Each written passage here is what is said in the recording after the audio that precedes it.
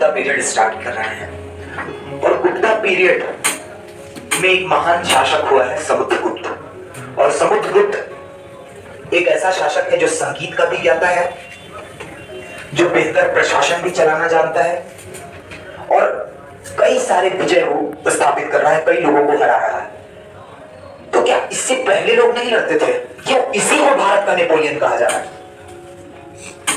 आपने तो direct syllabus में पढ़ा और देखा कि भारत का नेपोलियन समुद्रगुप्त को कहा जाता है, मतलब बट वाई?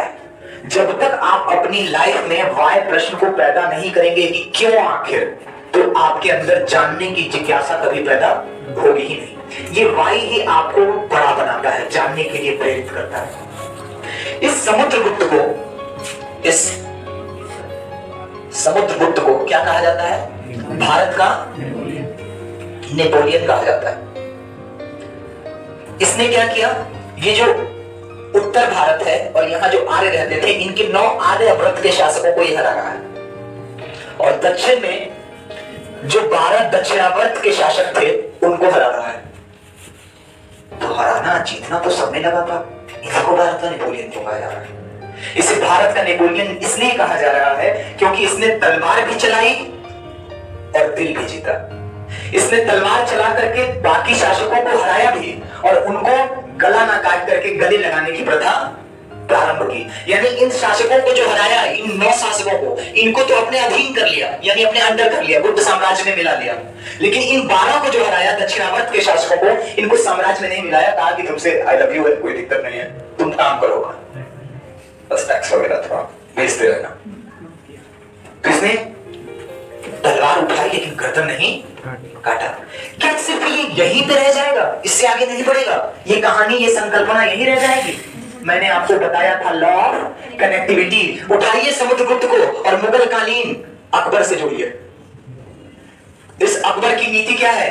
कह रहा है क्या कारण है कि गुलाम वंश आया चला गया, तुगलक वंश आया चला गया, खिलजी वंश आया चला गया, सैयद वंश आया चला गया, लोधी आए चले गए, दादा हमारे बाबर चले गए, हुमायूं हमारे बाप चले गए। क्या कारण है कि कोई एक साम्राज्य और उसका एक शासक बहुत दिनों तक शासन नहीं कर पा रहा है? तो कोई मिला होगा उसको, मेरी तरह हिस्टोरियन रहा होगा उसके पास।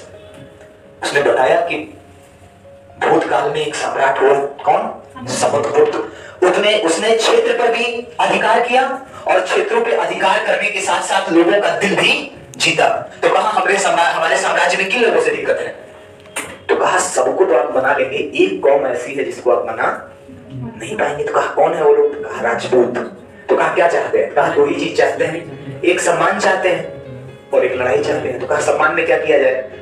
तो मंत्रियों ने कहा कि इनको कहीं का बादशाह वगैरह बनाइए, गवर्नर बनाइए। तो मान सिंह को कहां का गवर्नर बनाएगा? काबुल का। पानीपत का युद्ध चल रहा है, कौन सा? द्वितीय। अकबर खाना खा रहा है, सेब खा रहा है, उधर कौन रहा है? महाराणा प्रताप से मानसिंह। राजा सिर्फ आनुवंशिकता के आधार पे कोई नहीं बनता है। राजा के अंदर राजा जैसी फितरत भी होनी चाहिए। अगर तुम्हें अपने इस एग्जामिनेशन का राजा बनना है, क्रैक करना है, तो तुम ये मत सोचो कि दुनिया आकर के कहेगी फला आदमी ने ये कर दिया, उस बच्चे ने ये निकाल दिया। दुनिया की मत देखो, तुम स्वयं राजा बनने की कोशिश करो कि मैं करके दिखाऊंगा फिर बताऊंगा।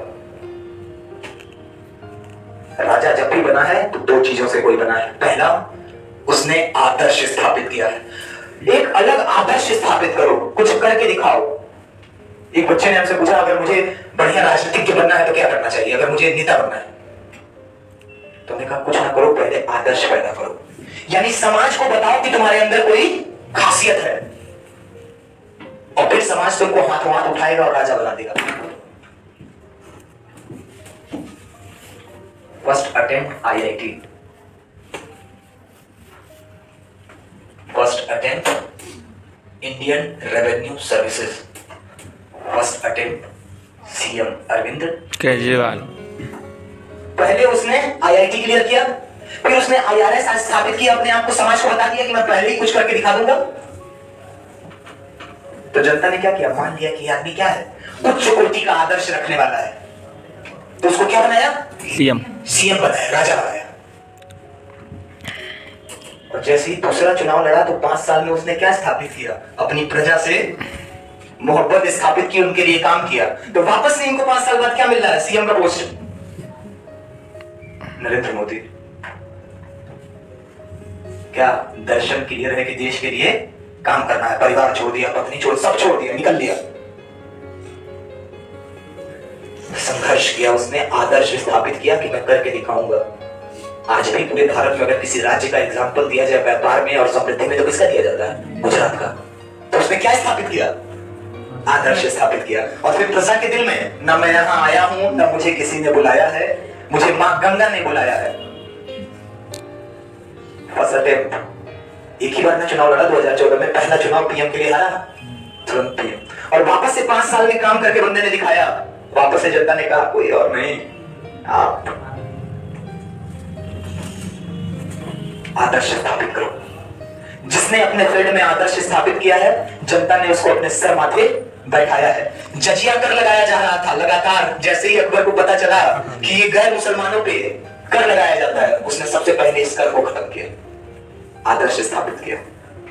मुसलमान मौलाना कुरान की व्याख्या किया करते थे, महजर की नीति लेकर गया, कहा कि अब आप नहीं बताएंगे कुरान क्या कहता है, मैं जो कहूंगा वो बताऊंगा कि कुरान का इंप्लीमेंटेशन कैसे करना है। उसके सेनापति सब कह रहे हैं गर्दन काट दो, गर्दन काट दो, तभी फांसी का रुतबा मिलेगा तुमको। कहा नहीं, मुझे साम्राज्य भी स्थापित करना है और ईमान भी स्थापित करना है, इंसानियत भी स्थापित करनी है। क्या कहलाया? जलालुद्दीन मोहम्मद अकबर। और अकबर का मतलब होता है सबसे बड़ा, यानी उसने पहले आदर्श स्थापित किया, प्रजा का दिल जीता और प्रजा ने उसको क्या बना दिया? महान सम्राट अकबर। समुद्रगुप्त, आदर्श स्थापित किया इसने और बता दिया कि जिस तरह से मैं काम कर रहा हूं उस तरह से पिछले लोगों ने काम नहीं किया। और जब इतिहास में इसे पढ़ा गया और भविष्य में 1789 1789 फ्रेंच रेवोल्यूशन, नेपोलियन बोनापार्ट, एक सिपाही तेजी से आगे निकलता है, संघर्ष करता है और ऑस्ट्रिया पे कूद जाता है, जीत हासिल होती है उसे, और फिर प्रजा उसको क्या बनाती है? महान शासक नेपोलियन बनाते हैं। और जब इसके बारे में पढ़ा गया और वापस से भारत का प्राचीन इतिहास देखा गया, तो ऐसा ही काम कोई दूसरा कर दिया था, तो इनका कहा गया कि ये भारत का क्या है? नेपोलियन है। मर्यादा पुरुषोत्तम श्री राम पहले राम में अयोध्या में है, तो क्या स्थापित कर रहे हैं? एक अच्छे बेटे, एक अच्छे भाई, एक अच्छे पति का आदर्श स्थापित कर रहे हैं। और फिर पूरा जंगल जंगल घुमा, 14 साल यात्रा की और प्रजा का दिल जीता और वापस से आए तो मर्यादा पुरुषोत्तम भगवान श्री राम बन गए। तो अगर महान बनना है तो आदर्श स्थापित करिए। आपको कोई नेपोलियन बना देगा, कोई बोनापार्ट बना देगा, कोई समुद्रगुप्त बना देगा। गांधी को पता था कभी कि उसको राष्ट्रपिता बना दिया जाएगा। यात्रा पे निकला, बस अपने आदर्श स्थापित किया। चंपारण आंदोलन 1917, फिर रॉलेट सत्याग्रह 1919, फिर खिलाफत आंदोलन 1919, फिर असहयोग आंदोलन 1920। और इस सभी मूवमेंट में उसने हर प्रकार के लोगों को अपनी तरफ खींचना शुरू किया। और इस खींचने के क्रम में क्या हुआ? फाइनली आज तक किसी कानून के तहत या प्रस्ताव के तहत कहीं भी मेंशन नहीं है कि भारत का राष्ट्रपिता कौन है, लेकिन पूरी जनता और जब तक भारत रहेगा तब तक उन्हीं को राष्ट्रपिता कहा जाता रहेगा। उसने जनता के मन में डाल दिया कि आप क्या हैं? राष्ट्रपिता। अपनी कमजोरी को अपनी ताकत बना लीजिए। जब 1965 का वार हुआ भारत पाकिस्तान का और ताशकंद में समझौता होने वाला था, और हाल ही में प्रधानमंत्री बने थे लाल बहादुर शास्त्री, और उस वक्त पाकिस्तान का जनरल था जनरल अयूब खान।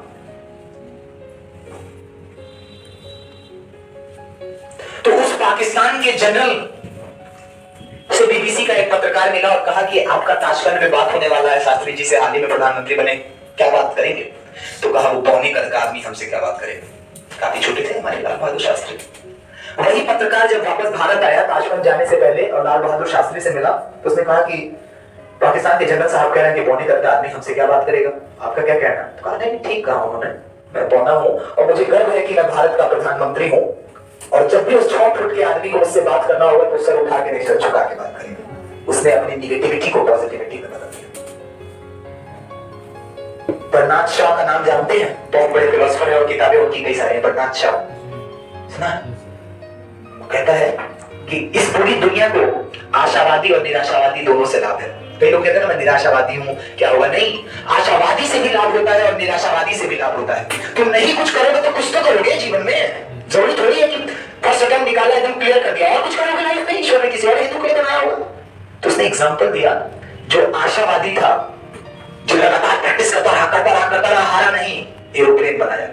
और जो निराशावादी था कि हमसे तो प्लेन नहीं बन पाएगा, कम से कम पैराशूट बना दिया कि नहीं हवाई जहाज से तो पैराशूट से कुछ दूर तोड़ देंगे।